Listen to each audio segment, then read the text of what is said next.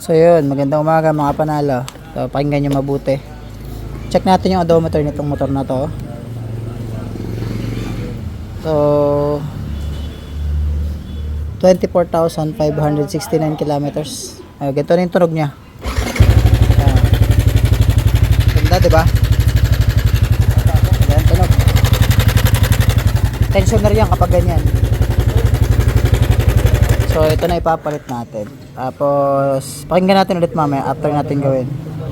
So yun, mahaba ng pila. 1, 2, 3, 4, 5. Ayan, 5 na. Nag-start na kaagad ang gawa natin. So tara, umpisa na natin ito nang magawa na natin agad. So ano to? Watership gray. Ito na, kalasin natin yung kanyang tensioner. 24K odo. Tingnan natin kung ano yung itsura nito.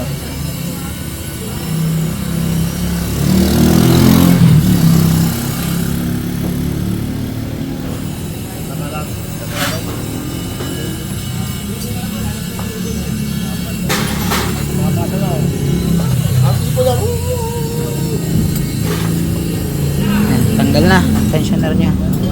Sigurado nag-reset na to. Ito na. Ako rin nagbibideo. Yan. Bunutin natin. Yan. O, diba? Maiksi na.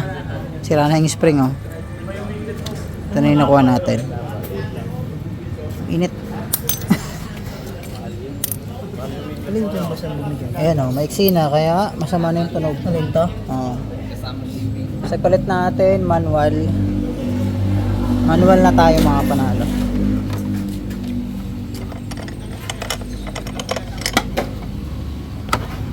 Manual. Palit manual na, boss. Ito yung kakabit natin.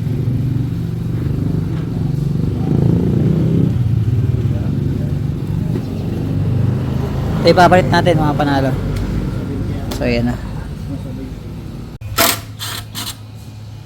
So ayan, napalitan natin ng manual tensioner. So first under natin dito sa manual tensioner.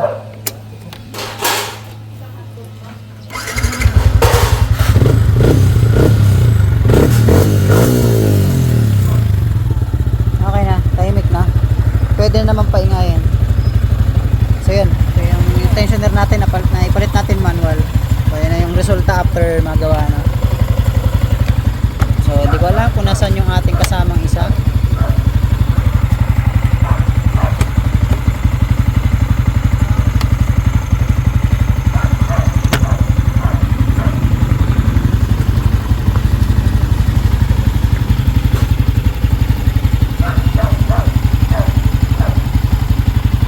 Normal na ulit ang tunog. Ito na yun sa lari kanina. Meksina bala na yan, basura na, tapo na.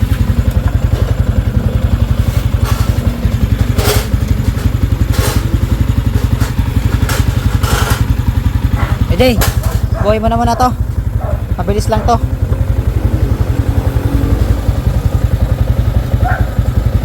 Okay ka na pare. Buhay mo na muna ito. Tapos na ito. Yan na. Okay. Tuloy ko na yan. Hindi ka na pa. Yan. Lagay mo lahat. Teka lang. Naka mo yan. Yan.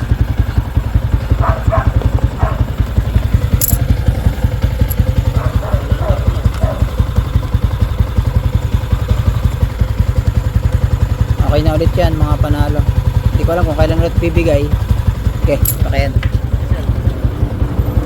Manual. So pag ganun yung ingay, tensioner lang yan kadalasan. Okay, peace.